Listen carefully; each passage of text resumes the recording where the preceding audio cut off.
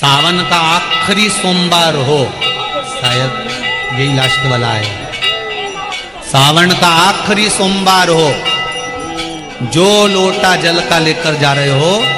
उसमें थोड़ा सा इत्र, अगर इत्र नहीं हो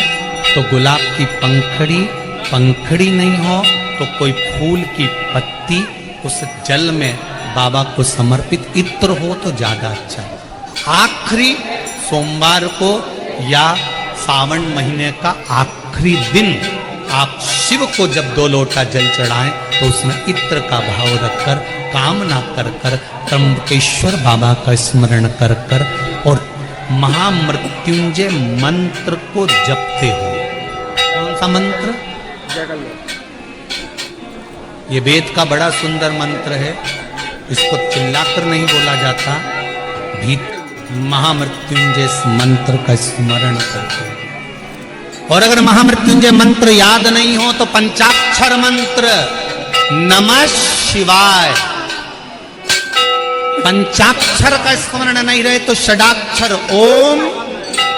नमः शिवाय, षडाक्षर का स्मरण नहीं हो तो श्री शिवाय नमस्तुभ्यम। आपसे निवेदन है, अशोक सुंदरी वाली जगह पर अगर आप समर्पित कर देते हैं, फिर आप जिस भी चीज के लिए अप्लाई करें, मेरा देवदेव महादेव आपका हाथ पकड़कर खींचकर आगे बढ़ा ही दे। मेहनत करना, कर्म पूरा करना, पढ़ाई अच्छी करना, और पढ़ाई के साथ में विद्या अध्ययन करने के साथ में अच्छी मेहनत के साथ में देसी गाय का दूध भगवान शंकर को समर्पित करना, भगवान शंकर को समर्पित करना, देसी गाय का दूध धीरे धीरे धीरे धीरे समर्पित, भाव के साथ आप समर्पित, देसी गाय का दूध एक एक बूंद समर्पित, धीरे धीरे समर्पित। और देसी गाय का दूध जब धीरे धीरे समर्पित करें, बड़े रास्ते से आनंद से धीरे धीरे जब आप समर्पित करेंगे, बेलपत्री वही दूध में सनी हुई बेलपत्र, अशोक डंडी का भाग शिवलिंग की ओर नहीं होना चाहिए, उस समय पर डंडी का भाग जहाँ से पानी बहकर जाता है अशोक सुंदरी की ओर से, वहाँ पर होना चाहिए। कार्य में सफलता मिलती है। शिव तत्व को सोमवार की अष्टमी का मतलब आपको इंदौर की कथा में बताया था,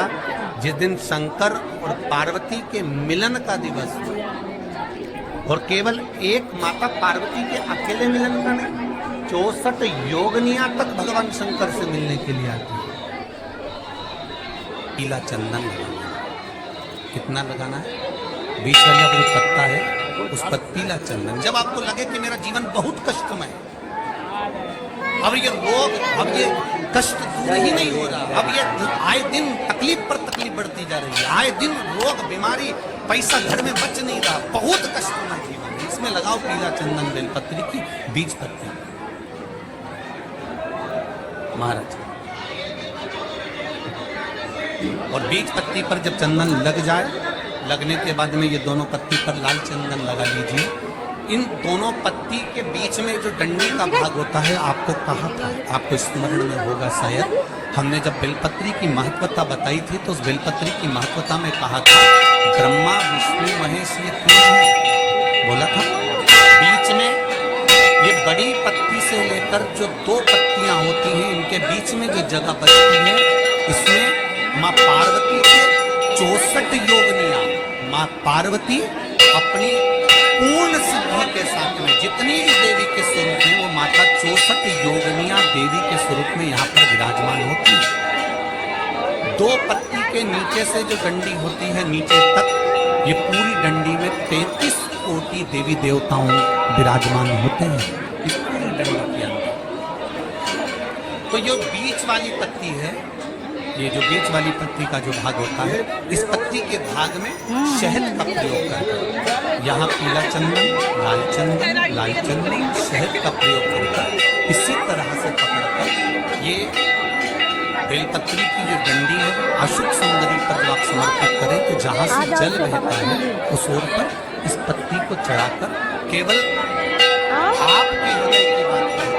देवाधिदेव महादेव से कोई भी शिव जी का मंत्र पंचाक्षर नमः शिवाय, षडाक्षर ओम नमः शिवाय, श्री शिवाय नमस्तुभ्यम, या महामृत्युंजय मंत्र, जो शिव का मंत्र हो आपके पास में, उसको बोलते हुए देवाधिदेव महादेव को धीरे धीरे जल की धार चढ़ाना प्रारंभ करो। जल की धार जब पूर्ण होने लगे, उसमें थोड़ा जल बचे, तब अशुक सुंदरी पर जो तुमने बेलपत्र चढ़ाई है, वहां उस जलधार को चढ़ाओ। ये प्रयोग आपको केवल सोमवार की अष्टमी पड़ने पर ही करना है। कौन से दिन करेंगे? जम के बोलिए जरा। सोमवार की अष्टमी